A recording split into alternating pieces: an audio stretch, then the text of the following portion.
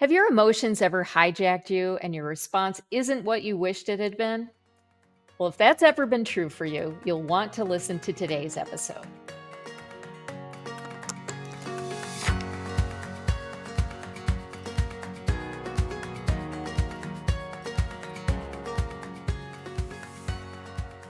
Hi, everyone, and welcome to Bad Boss Confessional, the podcast where we fess up to our cringiest leadership mistakes and share the personal growth journeys that followed. I'm your host, Beth Fahey, and I'm thrilled to have you with us today. Each episode, we talk to leaders who've been there, those moments when they look back and think, oh my goodness, what was I doing? And we'll hear how they turned those moments into real growth. Today's guest is Jill Young, an expert EOS implementer and the former head coach at EOS Worldwide. She's also the creator of Coaching Magic, a course and podcast designed for high performance coaches who want to do more transformative work with themselves and their clients. Jill's a good friend, colleague, and a fellow choir nerd. Welcome, Jill.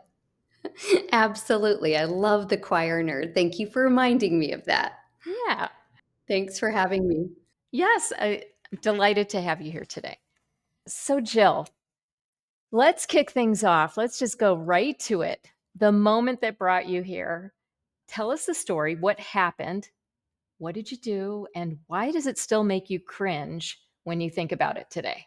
Well, first of all, thank you so much for hosting a podcast like this, because so many times we get lots of advice and we can read lots of books and go to lots of great boss workshops and learn how to do it right. But sometimes we feel just shameful and like, oh, how was I so stupid? How did I not see this?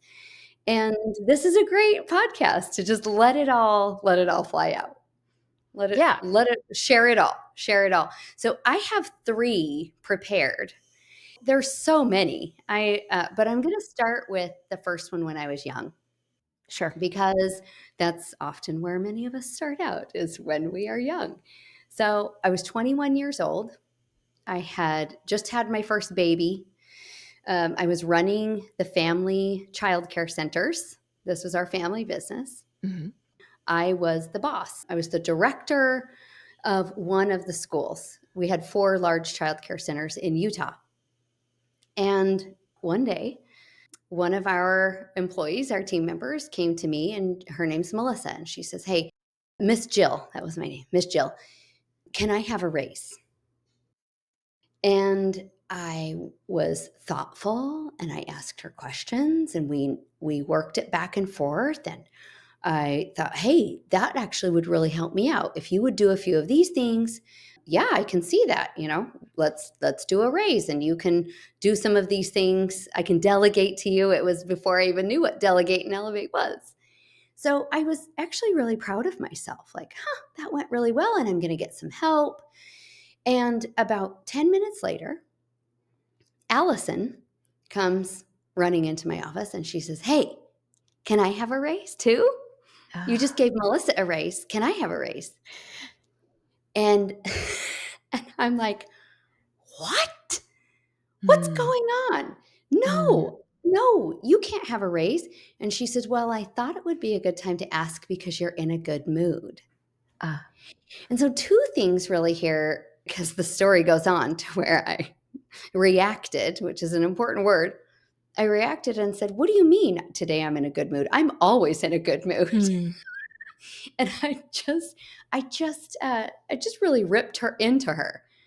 And when I was sharing this story with Dylan, who happened to be my AV tech today, thank you, Dylan, he said, "Mom, I have no idea what you're talking about where you were not a good boss." He says, "My boss probably would have said that too." And I really had to think about it. So, like, where did I go wrong? And when I think about the Bad Boss Confessional, it's really the difference between, in that hour of being a boss, the first situation where I was proud of myself, I responded thoughtfully and with curiosity and with disciplined thought. And then right after that, I reacted with mm, emotion and mm. fear. And it's been something that has stuck with me of I could just feel this like irritation rising up Mhm. in me. Like, Mhm. no, I don't have money to hand out raises to everybody. I'm not going to hand out a raise because I'm in a good mood. And it stuck with me. It stuck with me to check my emotions, check my emotions. Yeah.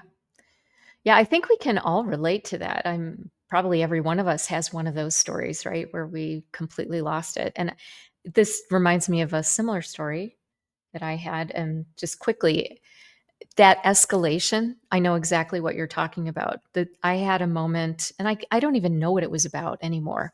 But my sister and our general manager were involved, and I could feel like literally the blood just kind of coming up and the heat and just getting really upset and realizing I'm really getting upset.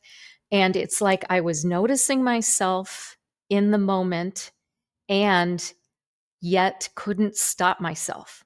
Mhm. Have you heard that phrase like something came over me? I didn't recognize myself. I don't know how that happened. I could hear myself saying the words and this other voice going, "Don't say those words." Yes. It does. It's almost like we're two separate people, two separate people at that moment. Yeah. Hmm. Wow. Beth, I appreciate that most bosses have probably felt that. And then just to dig a little deeper into my absurdity, like how many of us have had the same situation and handled this one this way and this one that way within minutes of each other? That's what baffles me. Mhm. Is that within minutes of each other, it can go off the rails for me so fast. It's like you have only so much gas in the tank for emotional intelligence. And then that's it. Forget about it. That's Now that is so true. I coach coaches, and one of the things that we are constantly playing with is our own energy level Mm, and how when you are in an intense coaching moment, very similar to an intense bossing moment, which I did get the nickname bossy when I mm, was little too. Many of us maybe have. It's a lot of energy is flowing through you.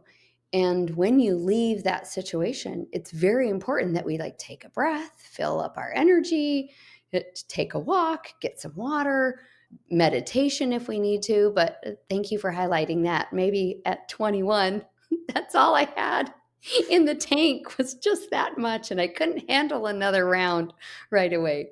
Well, I mean, some of us are still working at this at 51 and beyond. I mean, let's be real. As I was preparing for this podcast, which thank you for that invitation to reflect on those moments. And I'm a big fan of reflection. Mm, And it taught me something, even in reflection, as I'm looking at all three of these situations. And yes, one of them was a year and a half ago. So, I mean, it's not all when I was 21. yeah, We're still learning. we are, and it seems to be the lesson that we just have to keep learning over and over again, right? So, looking back, like, what was the impact of that moment when you were 21? What happened afterwards? I'm putting the pieces together retroactively. But if I put myself right in that space on that day, here's what went through my mind on that day. It's, I must not be very good at this. So it chipped away at my confidence when that happened. It, chipped away at my confidence. It shook my identity a little bit. It shook my identity. When Allison said, I thought I would ask for a raise because you're in a good mood. I'm like, wait a minute. I'm the bubbliest mother you know. I'm not sure we can swear on the podcast, so I just didn't. But it shook my identity of I am always positive. What are you talking about? I'm always in a Mm, good mood. And it did. It shook my identity at that time. I shoved all that down and went to work another day. But upon reflection, which is often when I do my learning, is when I reflect on the situation. I think what it did for me and how it reflects now is I'm very aware. I am noticing my own energy when I am interacting with other coaches, me as the boss. I try to be very aware of my own energy almost before I am aware of the other person's energy.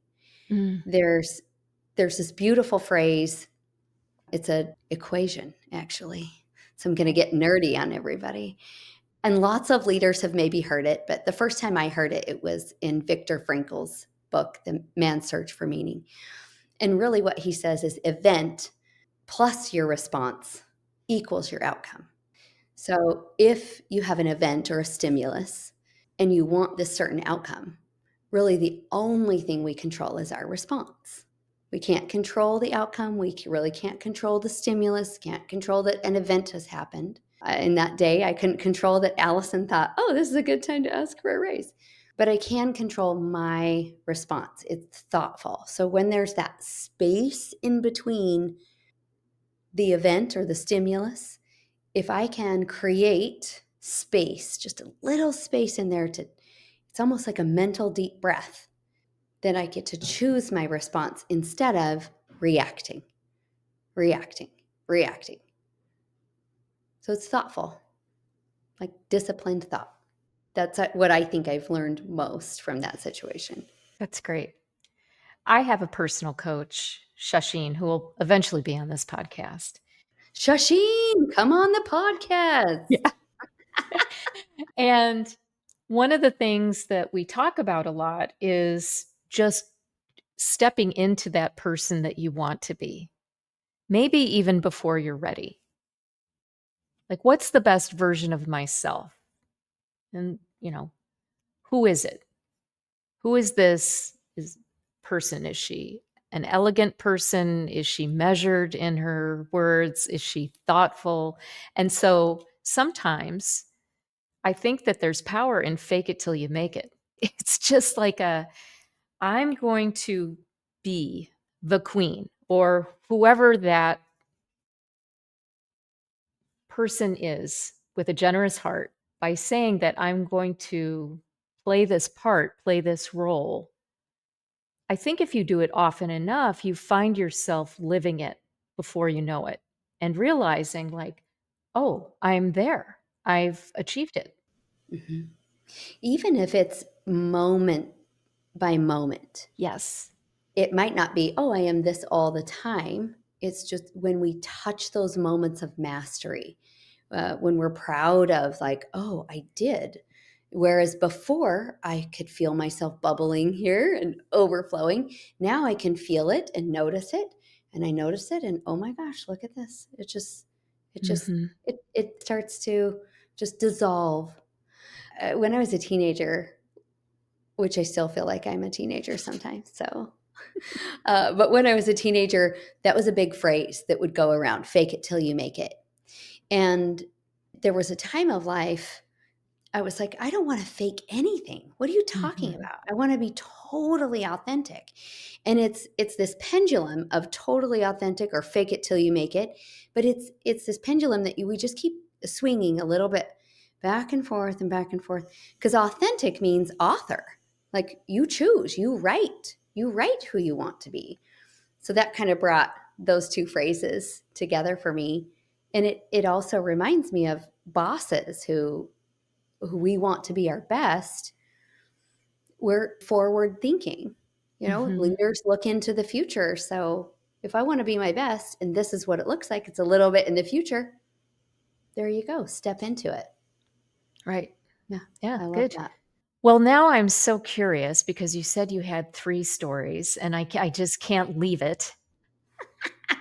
It's a teaser. They're So, teasers. can you share a little bit? We have some time. So, could you share a little bit from a couple of those other stories? Share your wisdom here? Sure. This is great. So I used to be head coach at EOS Worldwide, where you think that if you are sitting in the seat of being a head coach, you probably shouldn't be making bad boss mistakes. Like We teach this stuff, and I was head coach of, all these implementers who teach how to be a great boss. And, you probably shouldn't be a bad boss, but I was. I was. There I had many moments. And I used to tell Mark O'Donnell, who's the visionary of EOS Worldwide. He'd call me and he's like, "How you doing?" I'm like, "Oh my gosh, I'm sweaty. This job, it stretches me about every 3 days. About every 3 days." And in this one situation, I probably had this this feeling, boils over, that I was in a level 10 meeting with my coaching team, and there was an implementer who is on the team, and he's like massively engaged. Just massively engaged. And he had this habit of putting lots of things on the issues list. Now, I just wanted to get stuff done and keep moving. One day in our level 10 meeting, I said, if you add any more issues to the issues list, this is going to drive me insane. I can't take it. You've got to stop adding so much to the issues list. And I heard myself say it.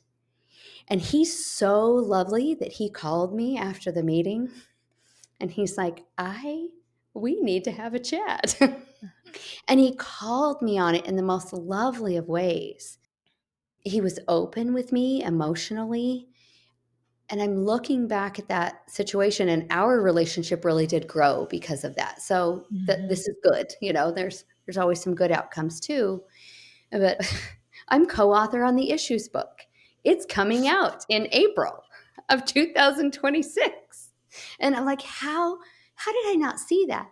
And this is where there's a principle I teach in coaching, where in a coach, one of your first steps as a coach is you observe. And I think coaching and being a boss, coaching as a boss, they overlap so well.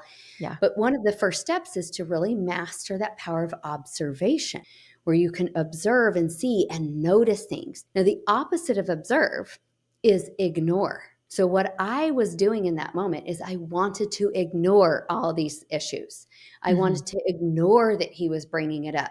And I've said this before, there's so much going on. I can't take another issue. We can't even deal with that right now. This is my, this feelings and emotions. But had I been observing, then I could have said, "Hey, I notice you're putting a lot of issues on the issues list. Can we get to the heart of this? What's the root?" I could have done that. I could have said it in such a great way and really observed and found the root versus I wanted to ignore. And so then things boiled over. They boiled over. So again, I like to share with my teams that we have unlimited do-overs. And I don't know if that's true, but I like to think that when I make a mistake as a boss, when I go humbly and say, "I apologize," I can see now what happened in the words that came out of my mouth. It's been my experience that when I do that and come back from my bad boss moments, the relationship really does get stronger. So I hope we have unlimited do-overs. It does. It's a big trust builder. Every time leaders shed the armor, right? And say, "I don't have it all figured out. Not my best day." It actually brings you closer, I think. And really, we're in the relationship business. When you're leading, it's so much more of the job than I think people want it to be or were told it was when they were growing up, that it's really about serving people and helping more so than lording over or being in control or having power. When people take a job in management because they think it's a reward or they're going to uh, elevate their status or something, that they're kind of, I think many of them learn over time that, "Ooh, I had it wrong at the beginning." And, it's really actually about serving people. So thanks for sharing. that with us, because that's a great story that I think a lot of people can relate to. No more issues. Those issues, those issues. And Please. I have to keep telling myself, issues are the raw material of the future. This is good. Issues are good. Issues are good. Right. Right. Okay, so Jill, I'm greedy. I want the third story. Okay, you can have it. Buckle up because this is a doozy. Maybe that's why I saved it for last. So I was president of a CPA firm, and we had been running on EOS probably for about 6 months. And we were very aware that we had a wrong person right seat. It was just really emotionally and socially difficult to work with this person. We had just rolled out our core values, and it was like, oh no. And I had talked to the person who was her boss, but not really her boss, but like it used to be her boss, but now I was her boss. And so, in that weird soupy way. And I was the one, I'm like, we can't have her anymore. We got to let her go. Mhm. And he was like, okay. And he said he would talk to her and, all of that. And so there was miscommunication all over the place. So he did. He let her go. And she had no idea. Mm. She had no idea. She thought that this was like this would totally came out of left field. And when I look back on that, like I have the, oh my gosh, I had as integrator of the firm at that point, as a boss, and I was still a baby boss. I'm still a baby boss. It's just a heart wrench of I have a responsibility to make sure people know if they are meeting expectations or not. And now looking back at it in retro, the big awareness is I didn't have the emotional intelligence, the courage to face her. I was afraid of her. Mm. I was afraid of her. She had a big personality that got mad right away or accused people right away, and I had never really been in an environment like that. So I was afraid of her, and my strategy was just get rid of her Mhm. instead of, hey, here's what I'm seeing. I didn't have the skills. So, I'm not beating myself up over here, but that's where I really notice looking at this is how can I now help get skills in bosses and what we teach in the Great Boss Workshop. And just I see the light bulb go on with people. It's, oh, we're putting the skills in their hands so they too don't fire somebody that it just has no idea that it's coming. And that one's kept me up at night a handful of times. Yeah. Well, thanks for sharing. I think that's another common one. I certainly done that myself, and ugh, you know, don't like thinking about those instances where I surprised somebody by telling them that they had a week left in our company. That three-strike rule is just so humane. It's like, hey, we're not meeting expectations. Like Right. I gotta let you know. And that's the thing that I see with my clients so often is, there'll be somebody's name on the issues list, for 1 quarter, 2 quarters, 3 quarters. And, okay, Bob is on the issues list again. Has anybody had a conversation with Bob? I'm just curious. Yeah. So it's always a good opportunity to reteach quarterly conversations or something like that. But as humans, we're so afraid. We're pain avoidant creatures, right? And we'll avoid pain Yes. Yes.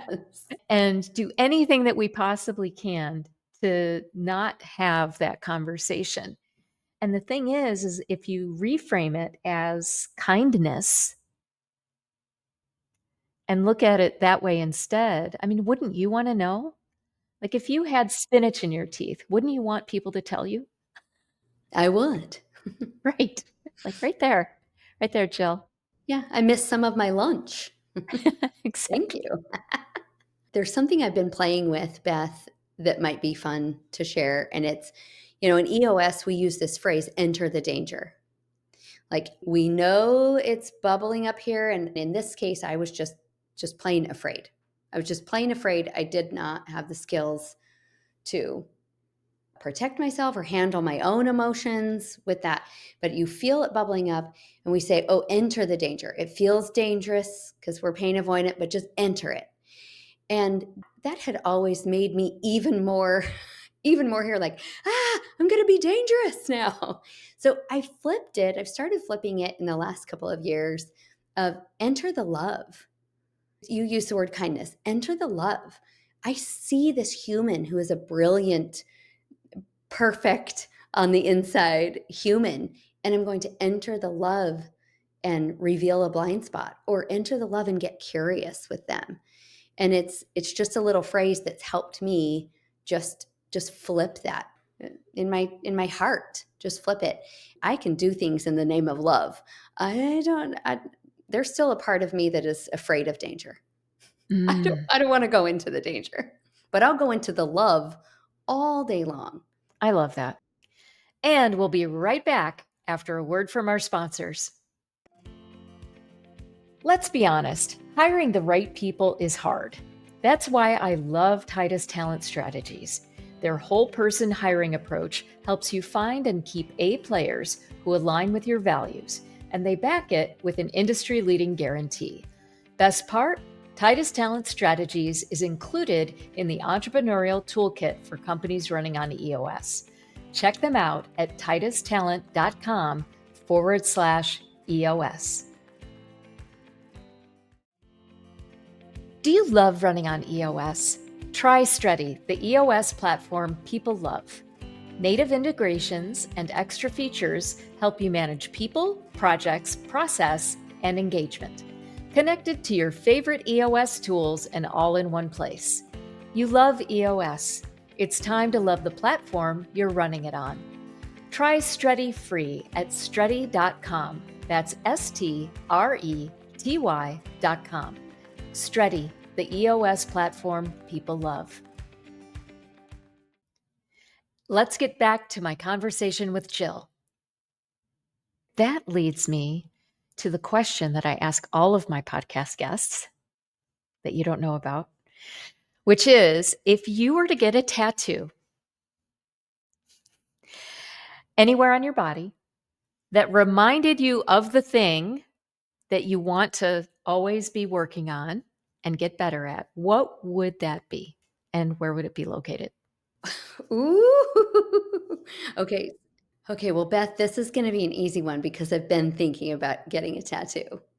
And the reason I'm getting it is to always remember. So here's what I'm thinking.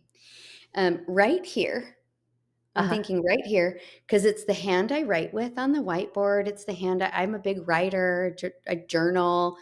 Um, I'm a singer sometimes. I would hold the Uh, microphone right there. And I think the two words would be, oh, maybe, ooh. Oh, here it is. It's three words. Ready? It just changed. I am magic. I always want to remember that I am magic. This phrase reminds me that you, Beth, you are magic. And then check this out. This is fun. Even the tattoo itself is magic because it declared it. I am magic. Isn't that fun? yeah. The tattoo itself. It's my way of adding delight and whimsy and, a little bit of mystery and mysticism into my belief that we are all whole and complete. And we are just unfolding. We're unfolding, we're discovering things. And I think it also helps me remember that, yes, I am magic, even though I'm still making mistakes. It's Mm, part of the magic. I love it. Okay, Jill. So, what are you working on next? I heard there's a book in the works on issues, right? There is, yes. So I am a co-author on the Issues book, which will come out in April of 2026. That is with Sue Hawks and Mark O'Donnell. So that will be the next book in the EOS Mastery series, which is exciting. So I'm working on that. I also have Coaching Magic School. This is where I coach passionate, dedicated female coaches. It's a virtual school. And in fact, tomorrow we are graduating the second class of Coaching Magic, which is really fun. I am going to attend at some point, Yeah, but of course you I are. have to Of get it course. on my calendar. We all do. That is the calendars, we talk about creating space. Calendars Yeah. are that one tool we have not yet mastered to create space. Yeah. And then I'm also launching a podcast of my own. So maybe when this one comes out, the Coaching Magic podcast will be out. So that's been a fun labor of love as well. Love it. Love it. And you're always evolving, always inventing. Yes. Yes. I I have a love that about you, poster. Jill. Thank you. I have a poster in my room that says, "She is still creating." Mm. And that could be another tattoo. I could get it on this hand. Thank you. Thank you, Beth. Well, thanks so much for joining us here today on Bad Boss Confessional. And I think your 3 stories definitely gave example to every great leader was once a bad boss. Yeah. Yep. And we will still have bad boss moments. We will still have bad boss moments. The trick is we notice them. You notice them, it's a win. That's It's a right. win. Awesome. That's Thanks for right. having me, Beth. I'm like, was this fun? Was this fun to really think about my bad boss moments? And it was actually. It Aw, was. yeah, It was fun. Thank you. you're welcome. Thanks to Jill for sharing her stories about checking your emotions in the moment and the importance of taking time to reflect. If you enjoyed today's episode, please like, subscribe, and share with friends who need to hear this. Thanks for listening to Bad Boss Confessional. We'll see you next week.